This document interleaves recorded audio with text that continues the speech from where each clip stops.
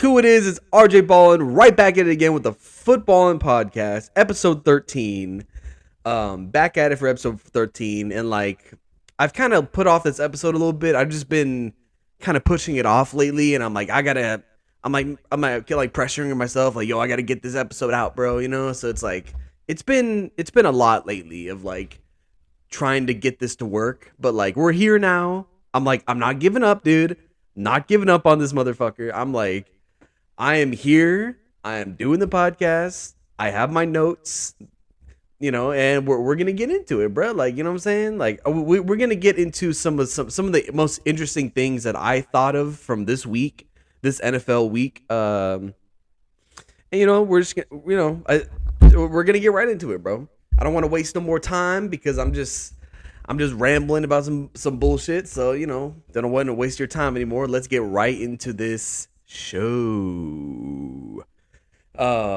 So first thing we got to talk about here, bro, is of course what the Colts are doing. Like whatever the Colts are doing, because they are a complete dumpster fire right now, dude. Like I honestly hate what's going on with the Colts, dude. It's so annoying to me. Like everything about it I don't like. And we're gonna start with Jeff Saturday. And of course, here, like, everybody's talking about Jeff Saturday. Everyone's talking about the move. They're being like, oh, how could you hire this guy? Oh, you know, like, and I agree. I said the same thing. But I followed that up with, well, it's not really that Jeff Saturday is the issue.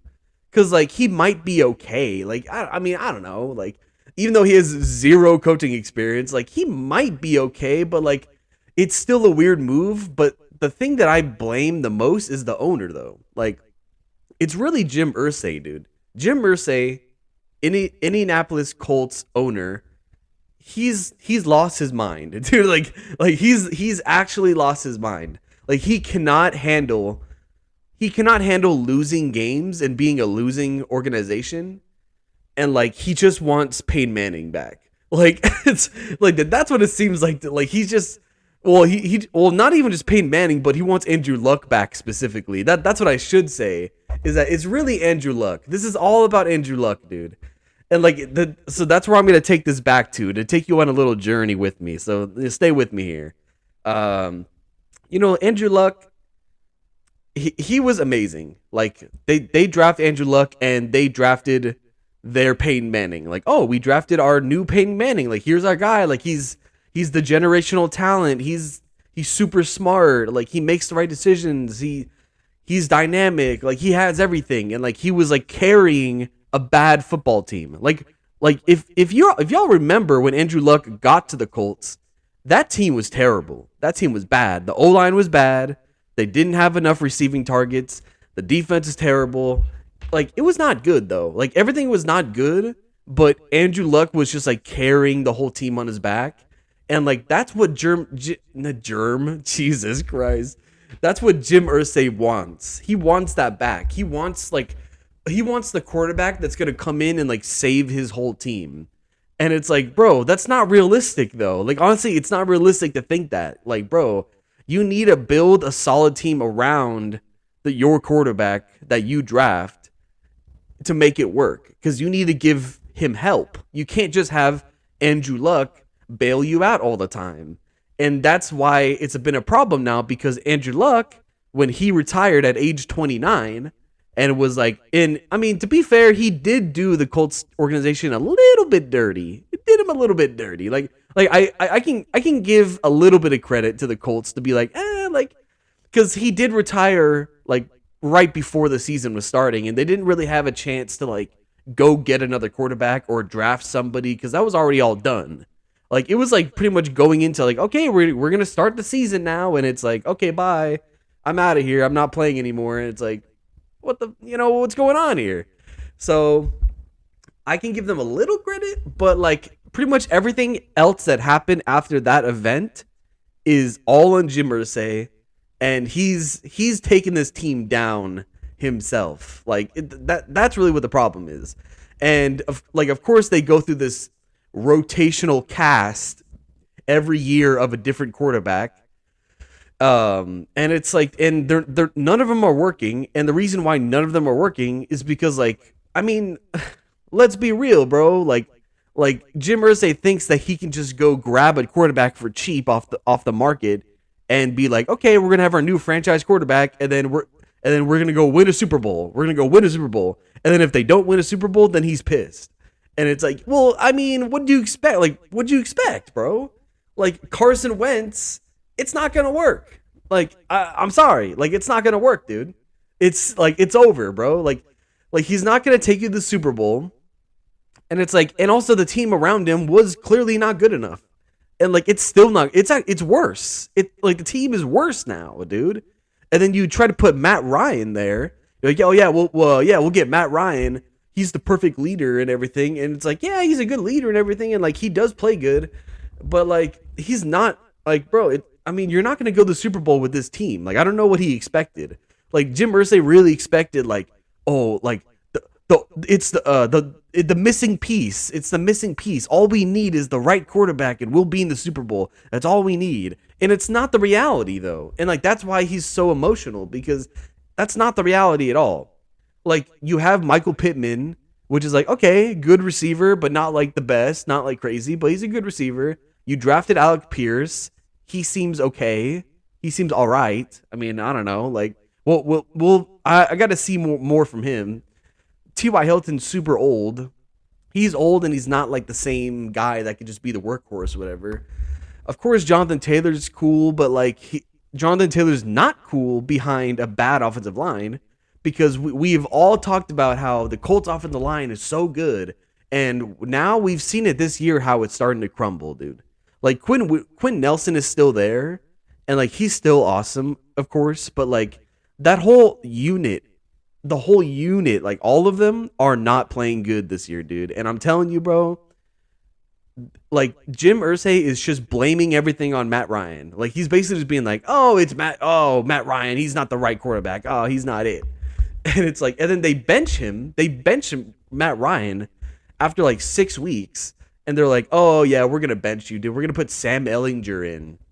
And it's like, dude, I was watching those Colts games with Matt Ryan, okay? And like did he throw like 9 interceptions? Yeah, he did.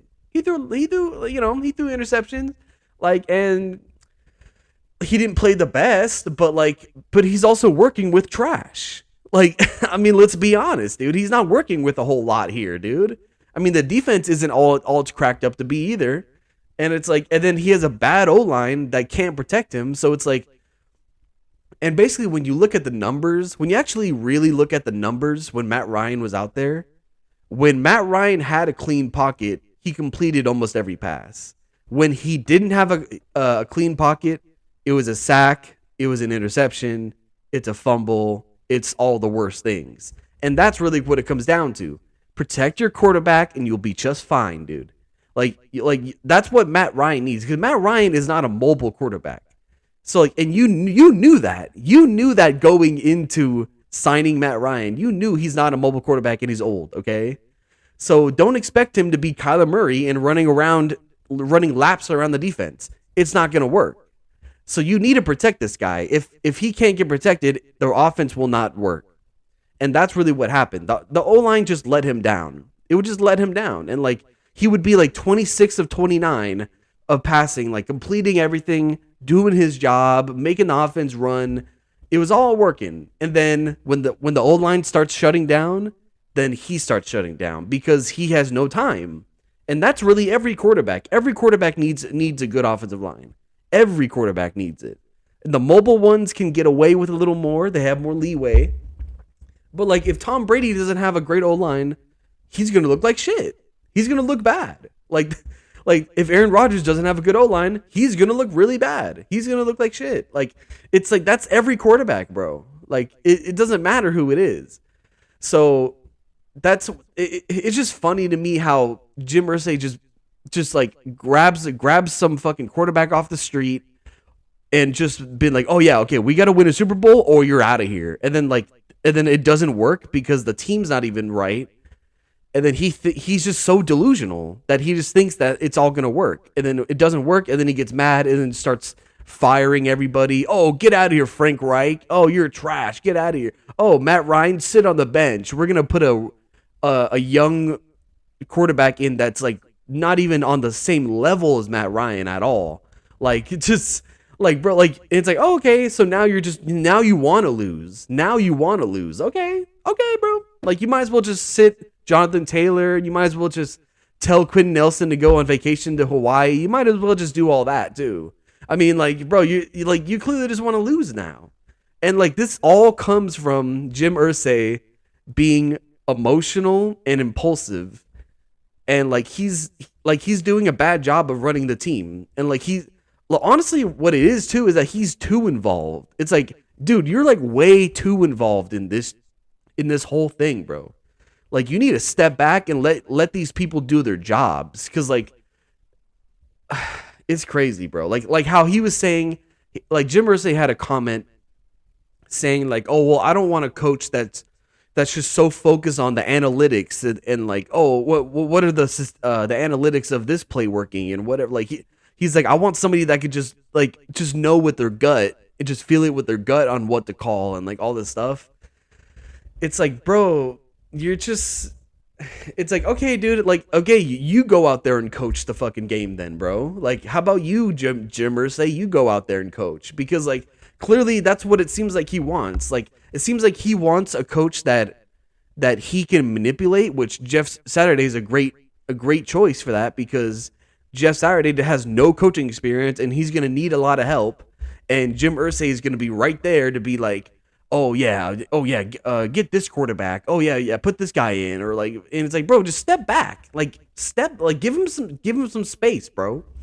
Like, no great coach has an owner breathing down his neck constantly and telling him all these things to do that are the wrong choices. And it's like, and because like you're just tying that coach, you're tying their hands behind their back. Like that is not how you run the team, bro. Like you need to step back and like. I mean, he's already gone off the deep end, dude. I mean, like just hiring a guy that has zero experience and making him a head coach of a football team, of a professional football team, that's wild. Like you could have hired me and I could have done that. I mean, like dude, it's bad, dude. But whatever. We're going to move on from that. Okay, so the next thing we got going here, there's another thing I want to touch on. That to me, here's the thing, dude. A superstar has emerged in Chicago with the Bears. A superstar has emerged, and to me, he emerged like 2 or 3 years ago whenever he got drafted. But like people are just now seeing that he's emerging, and it's like I'm talking about Justin Fields here. If you're not catching my drift, talking about Justin Fields here, dude. Justin Fields is a superstar. He is, dude. And it's like, ever since Justin Fields has gotten drafted to the Chicago Bears, ever since he got drafted, all I've heard from just NFL fans, community, the media, like all the media the figureheads, all these guys, or talking heads, or I should say, but like all of them just be like, oh yeah, Justin Fields is bad. Oh yeah, he's bad, and he's like, oh yeah, that guy sucks, or like there's all this like slander. There's always been all this slander about Justin Fields, like being like he's just not good enough, or like whatever it is, and it's like it's crazy because the first time I even saw him play in Chicago, the first time I saw him on the first game, he had a couple of quarterback runs getting like 20-30 yards, and I was like, "Ooh, that looks nice. Ooh, that looks real nice." And then he throws a couple big touchdowns. I'm like, "Ooh, that's real nice. Okay, I like that." So, and you keep watching him, and like you see it every week. Like it's on the film. You see it every week, but people aren't paying attention because you know why they're not paying attention? Because Chicago Bears are bad. They're a bad team, and like nobody wants to watch a bad team, so they don't pay attention. But then they just think like, oh, Justin Fields, how many games has he won? Yeah, he's bad. Yeah, oh, he's bad actually. Oh yeah, they didn't win that much games this year. Oh yeah, nah, Justin Fields. You got to get him out of there. Like, why do I keep hearing people being like, oh, well, like maybe like they're talking about like, oh, what if Aaron Rodgers like went to Chicago or something? It's like, but it's like I always hear all this talk about like, oh, what if this quarterback went to Chicago? And it's like, why are you even questioning like if a quarterback should go to Chicago? They already have a superstar quarterback, bro. But you just don't see it. Like you just don't see it, dude. Like that's insane to me, bro. Like I keep hearing all these people talk about this. Oh, what if Taylor Heineke? What if he got a chance to start in Chicago? Like, what? Taylor Heineke's not even close to Justin Fields, bro. What are you talking about? Like it's insane to me, dude. And Justin Fields, he's exactly it's exactly how I see just Jalen Hurts. Like honestly, Jalen Hurts and Justin Fields are almost the same player. They're almost the same player. The difference, the difference is that Jalen Hurts has an insanely well built team around him with tons of talent everywhere. Justin Fields doesn't have that. What have the Chicago Bears done for Justin Fields in like 3 years? Nada, nothing at all. Like O-line fucking sucks. Like they drafted a running back, which is like, okay, he's cool, but like what else? Like receivers are always bad. Defense is always kind of whatever because like the defense looks better right now because they've drafted some guys that are like, okay, I like what they drafted, whatever. It's just like, it's really like their big move was like Khalil Mack, bro. Dude, oh, we got Khalil Mack, bro. And of course he's not even there anymore, but like, and like, oh, do we have Akeem Hicks in the middle? And like, he's not there anymore. And it's just like, there's just not enough help. There's not enough, like this team has just not been well built enough around Justin Fields. And also the offensive coordinator has not understood how to use Justin Fields until a couple weeks ago. Like a couple weeks ago against the Patriots, that was the game where it all changed. Like that's when they threw out the game plan. They finally threw out their old playbook and their old game plan. And they're like, you know what, dude? Justin Fields is that guy, and we're gonna use him up, bro. We're gonna focus this offense around his running ability and giving him good looks off play action. And it's like, oh, you just figured that out, bro? It took you this long to figure that out, dude? Like, like what do you think they've been doing for Jalen Hurts? The Jalen Hurts offense, it's designed for him. It's designed for him, dude.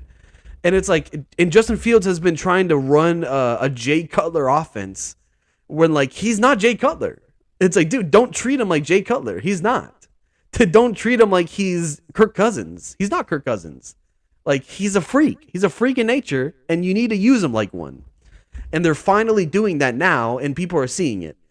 And so, and if you guys saw the last game, the Miami Dolphins game, Chicago Bears, Miami Dolphins. Great game, by the way. Fucking great game, dude. Loved. So fun. So fun to watch. But I got to give you his numbers, dude. I got to show you what he did in this game.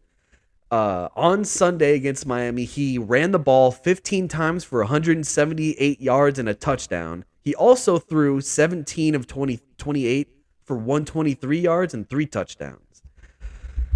I mean, he had a beautiful game. And it's like, of course people can look at it and be like, only threw 123 yards and like what? Like but it's like, dude, this is the offense that this is the game plan. Is like they're gonna run they're gonna give Justin Fields really good looks in the run game, giving him like quarterback power running.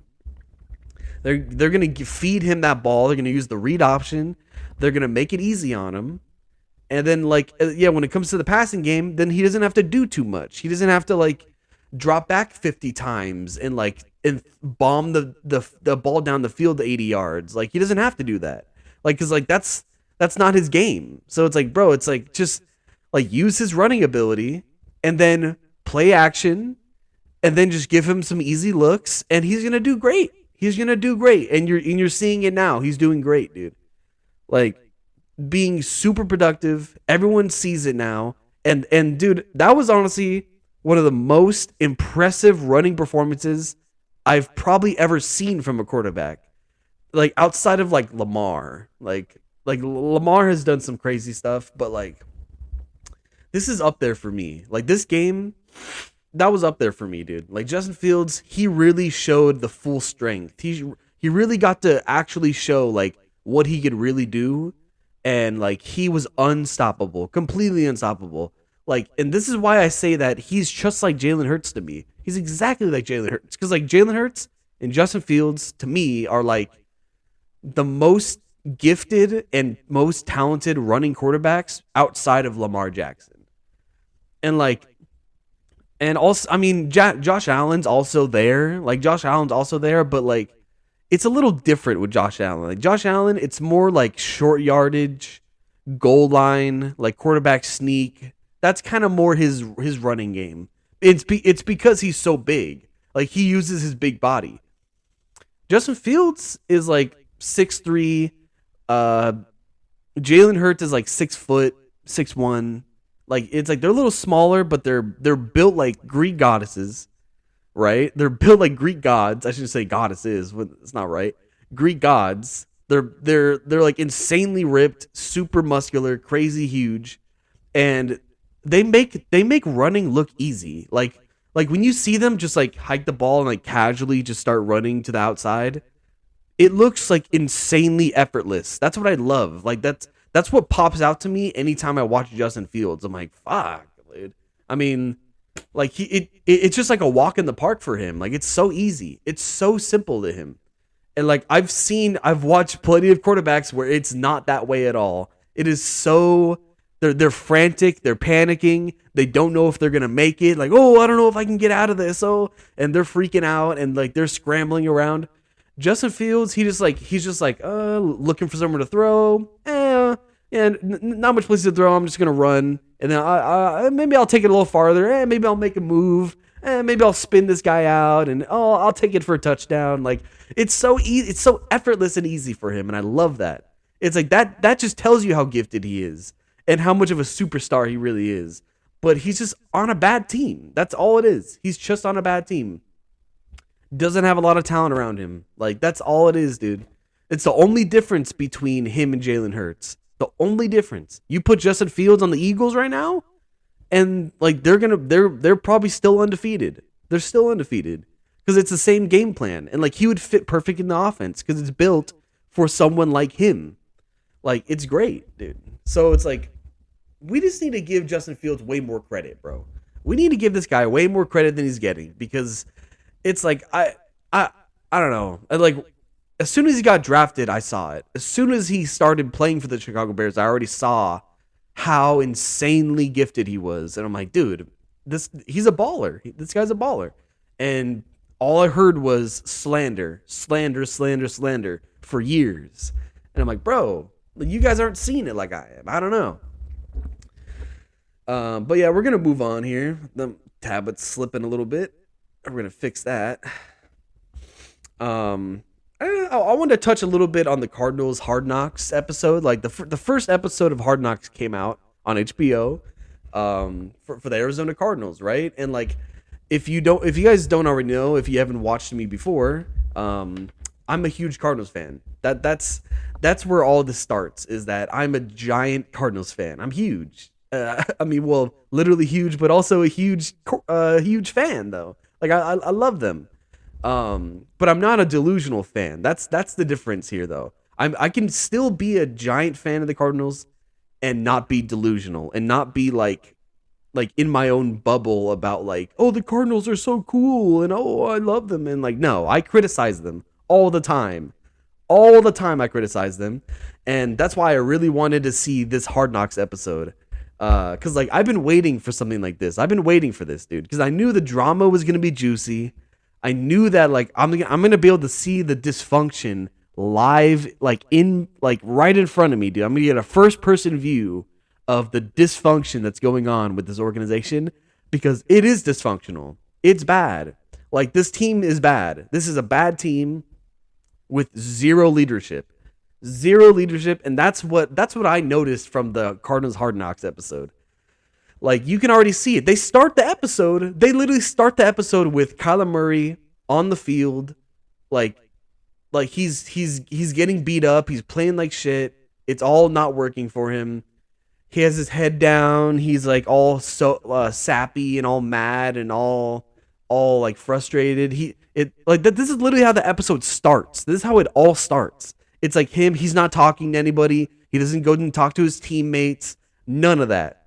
Just head down, pissed off, and just being all being like a sad face. He's walking to the locker room. He's like, fuck, fuck. Like that literally that it was a pretty good impression. If you saw the episode, you know what I'm talking about. That's literally how he sounds like, dude. He goes like this. He goes, fuck, fuck, and like throws his helmet down.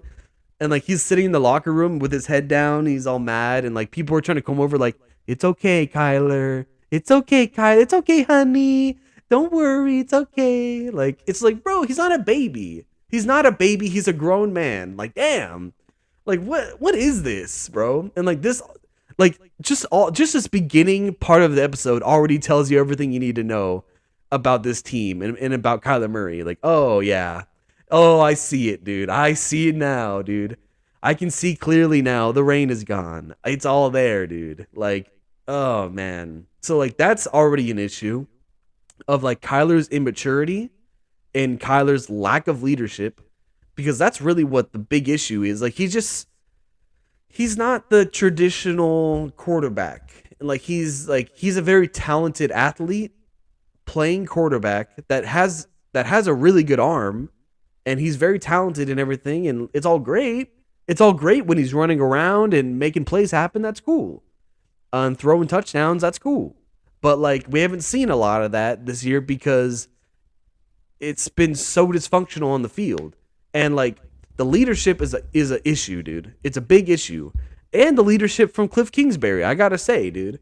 It kind of shows me a little. This episode shows a little more inside look on the leadership from the actual head coach, and like to me it's a little better than I thought it was going to be. I thought it was going to be a little more dysfunctional. He has times where he tries to rally the troops a little bit and it just doesn't work. It just, like I don't think they actually trust this guy. I really don't think they trust Cliff. And like this is a big part of the episode that I wanted to talk about. And I'm sure a lot of you have already seen the clip of this because it's like the biggest part of the episode. But there's a part in this episode where it was a play. It was in a game. It was a play where DeAndre Hopkins was wide open on his route. He looks back. Kyler doesn't see him. The play fails, and then Hop is like all frustrated. He does that. It shows Hop walk to the sideline, go find Kyler Murray, go walk towards him. And then he goes, hey, A1, which is, they call him number one. But he's like, A1, like, well, what are you seeing out there, bro? What are you seeing out there? And then, like, and Kyler's like, bro, I was trying to, and like, he's like getting all defensive, right? Like, he's getting so defensive, like yelling at DeAndre Hopkins, like, oh, bro, I mean, what do you want from me, bro? Like all yelling and shit. And then, and like D-Hop's like, it's like, bro, like, it's like, dude, I was wide open on the route, bro. Like, I was right there, like. And it's like they're all like bickering and arguing, and then like and Cliff Kingsbury is like, "Hey, offense, get over here, offense, come on, we got to talk," like And he's trying to gather the troops, and then like D-Hop and Kyler are like arguing on the way over there. They're still arguing, and they're just being like, and Kyler literally says to D-Hop, to DeAndre Hopkins, he literally says like, I'm trying to remember how he worded it because it was just he was being like, calm the fuck down, bro. Calm down. He's like, dude, like, I'll throw the ball to you, like, bro, like, damn, like, calm the fuck down. And I was like, bro, this is not how you, like, this is not leadership, dude. This is not how you talk to your, like DeAndre Hopkins came to him to talk to him, and the first thing he said was, what did you see out there, bro? What did you see out there? And like, and instead of just being like, bah, bah, bah, bah, bah, like, and being all defensive and yelling and getting crazy, like, why the fuck are you not just having a civil conversation with your guy and be like, hey, bro, this is what I saw in the play. Like, I was focused on this area. I was getting pressure in my face. I wanted to get the ball out of my hands. I didn't have time to get it. Like, you know what I'm saying? Like, they could have talked it out. They could have had that conversation And then Diop be like, all right, bro, like, hey, man, let's get it next play, bro. Let's get it next play. And you move on from that. But like, and it's crazy because that bickering happened, that whole argument happened on the sideline. And then Cliff is like, offense, get over here. And he's like, hey, man, we got to get our shit together and like whatever. And then he walks off. And like, and all those guys, they're just like, oh, yeah, okay, Cliff. Like, they don't believe this guy. They're like, dude, whatever, bro. Like, and then for the rest of the game after that moment when Kyler and Diop argued, literally the whole rest of the game, DeAndre Hopkins got 0 targets after that. Kyler would not throw the ball to D-Hop.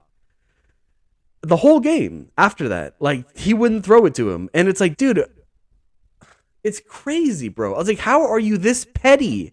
How are you this petty? Like, now, like, you get in a little argument on the sideline, and then now you're like, well, I'm not gonna throw to him because I'm mad at him. He made me mad, so I'm not gonna throw at him anymore. And it's like, do you want to win the game or not, bro? Do you want to win the game or not? Because, like, the only way you're going to win this game is if you throw the ball to DeAndre Hopkins. Clearly, that's the only thing that works in this whole offense. That's the only thing that works in this offense, and you have to do it to win. So, like, dude, I can't believe it, bro. Can't believe how insane. Like, it's like there's the pettiness from Kyler, the immaturity. That's just more immaturity for you. More immaturity. Just doesn't know how to handle the teammates, doesn't know how to lead men, just doesn't know how to do it, dude. He can't do it. And it's like that, and like that, really, that's all you need to know. Like, that's really all you need to know from the Hard Knocks episode is there's no leadership, dude. And this is exactly why this team is failing. This is exactly why this team will not make it to the playoffs. They will not make it anywhere because there's no leadership. Kyler's too immature. Cliff can't handle this team, and he can't rally them. There's no leadership. There's nothing, dude. And that's the issue. So that's all I wanted to talk about. Comment down below. Let me know what you guys thought about the Hard Knocks episode also, because I want to know if you guys saw the same thing I saw. Did I look too deep into it? I don't know. As a Cardinals fan, I'm very tapped into the Cardinals, so I understand. Because I see everything they do, so I'm very tapped in. So it's like from a Cardinals fan's view, that's what I see. Like, I mean, I don't know how other fans see it, because like they might not pay attention as much to the Cardinals, and then they just see like, oh, Kyler, he made a cool play, that's cool, or oh, DeAndre Hopkins is cool, or like I don't know how other people look at the Cardinals, but the way I see it, it's not good, bro. Oh, it's not good. It's real bad, man. But here's the other thing. So, okay, here's the next thing I want to get into. So I watched it was like the Thursday night game, I believe. Falcons Panthers. Terrible game. I don't recommend watching that game, dude. Like, if you haven't seen it already, I'm gonna let you know now. You don't need to watch it. You don't. I'm sure just me saying Falcons versus Panthers, you can guess what's gonna happen in that game. Like, it's not gonna be good, bro. It's just a lot of like shitty offense and a lot of like nothing happening, and it's just bad, dude. It was just a shit show. But especially from the Falcons, dude. Especially from the Falcons. And really the biggest thing I saw was Marcus Mariota. I was like, Marcus Mariota was just completely dumbfounded the whole game. Completely dumbfounded. He didn't know. He couldn't see. He couldn't see anything. I don't know what he was looking at. I honestly don't know what he was looking at the whole game. Like, Marcus Mariota was just, he was like getting sacked, and then like there was a play where he's getting sacked. He was twirling in a circle, falling to the ground, and then he just does this. Like, he goes like with the ball. Like, he's like, oh, I hope one of my guys catches it. Here you go. Yeah, fucking catch that. It's like he did that like 3 or 4 times, dude. He kept doing it. Like, he kept like, he'll run out of the pocket, buy time. There's no one getting open, of course. Then he just forces a ball. He goes like, I'll force it in there. And it's like picked off immediately. And he gets like, oh, pick 6. And then like And then if that doesn't happen, then he's like, I'm getting hit now. I'm getting hit. Oh no, I'm falling to the ground. Oh, hope somebody catches this. Hope somebody catches this, and just like randomly throws it up in the air for anybody to catch. He's like, yeah, I have like a 50-50 chance. Oh, I'll throw it up there. Like, what are you doing? What are you doing? Like, you're not playing quarterback. Like, that's not quarterbacking. That is not quarterbacking, dude. And like, this is what I've said. This is what I said from the beginning of the season, bro. I understand that the record isn't like terrible. Like they're like right there with Tampa in the division, which is sad. Which is sad because that division is sad. And like it's not like Tampa has not been good this year either. But it's like I understand that their record isn't terrible, and like if they did win some more games in the future, that they might have a chance of maybe being a wild card team in the playoffs or something. But like it's not even worth it, bro. It's not even worth it to have. For me, it's not worth it to even keep Marcus Mariota in these games and be like, well, let's see if we can win some more games with them. Like, no, dude. Like, first of all, this team, the Falcons team, is not ready for the playoffs. Like, let's just be real. Let's just be actual. Like, let's be logical about this, dude. That's what I'm looking. That's the word I'm looking for. Logical. Let's be logical about this, dude. The Falcons are not a good team. They don't have enough talent to like be in the playoffs and like win games. Like that's not gonna happen. The defense is ass. Like the defense is complete ass. The offense has Kyle Pitts, Cordell Patterson. Okay, like I mean, cool. Like Drake London's a rookie. He looks okay, but like it's not gonna work, bro. Like that's what I'm trying to say. It's like, dude, it's like you have some pieces, but it's just not enough for you guys to like rip off a bunch of wins and like, oh, we're gonna go to the playoffs. Like that especially now with Marcus Mariota at quarterback, it's not happening. It like I would bet money it wouldn't happen. I would bet tons of money that will not happen. And here's what it comes down to. Here's what I say that they really should have done. They should have done this even earlier, in my opinion. But now it's like, yeah, dude, you need to bench Marcus Mariota, my guy. You got to bench him and put Desmond Ridder in, dude. You got to put Desmond Ridder in at this point. Because I feel like, dude, like this is literally what I said in the preseason. I remember in the fucking preseason, I was watching Desmond Ridder play and I was like, oh, he looks ready. He looks ready to me. Like, I understand it's preseason. I get that. But like, I think that he offers a little more to the table than Marcus Mariota. Mariota, the only difference was experience. That's the only thing you can say that he does better is he just has more NFL experience. That's all. And it's just because Desmond Ridder's a rookie. And it's like, bro, I mean, Desmond Ridder has every bit amount of talent that Marcus Mariota has, if not more. So like you might as and like the Falcons, you're not going to be a good team. You're not going to be a playoff team. So I don't even know why you're even striving for that. Why don't you just develop your young quarterback? Get him game reps, get him time in the game, let him play, like let him get experience under his belt so then you guys are ready for next year or the year after that or however long it's going to take. But like I think that's a better solution than just like playing a quarterback that you know is not going to be the franchise quarterback. It's like for sure he will not be the franchise quarterback, dude. Like, and especially the way he's playing right now, like in that last game, dude, you have to bench him. You just have to bench him, dude. Like, I don't know, bro. Like, I just always thought that Desmond Ridder should be starting. Like, he should. He totally should be. And like, I don't care if you start him and he's throwing interceptions and he's not playing good. It's fine. It's better than Marcus Mariota. Marcus Mariota, he's doing the same thing. He's out there throwing interceptions and doing dumb shit. If you're going to have a quarterback that's that bad already, you might as well have your young quarterback in making rookie mistakes, but learning from them and getting better. That's my opinion, dude. I don't know about y'all, but that's my opinion. But anyway, so, that's pretty much what I had to talk about today. It's not going to be like a super packed episode of stuff. It's just some of the topics I wanted to get off my chest and like talk with you guys with. I hope you guys enjoyed the episode. And check out the YouTube channel for the clips. Check out the TikTok, football and underscore pod. You can check out TikTok. I'll be posting stuff on there.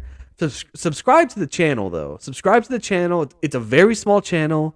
I'm trying to build it up, guys. Like, hey, if you can help a brother out, hey, drop a little subscription, bro. Drop a little sub on that channel, bro. Like the video. Hey, comment something down below. I'll comment to everybody that comments. I'll reply to you.